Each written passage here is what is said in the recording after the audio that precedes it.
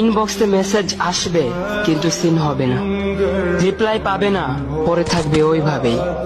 কেউ কেউ হয়তো অপেক্ষায় থাকবে, এই বুঝি আসলে অনলাইনে।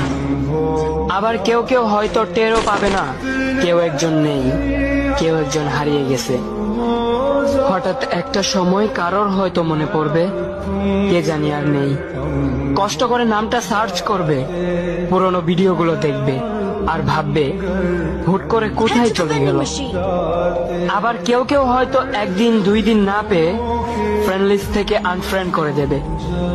যখন আমি থাকবো না তখন আমার স্মৃতি কারোর মনে পড়বে, হয়তো পড়বে আবার হয়তো পড়বে না।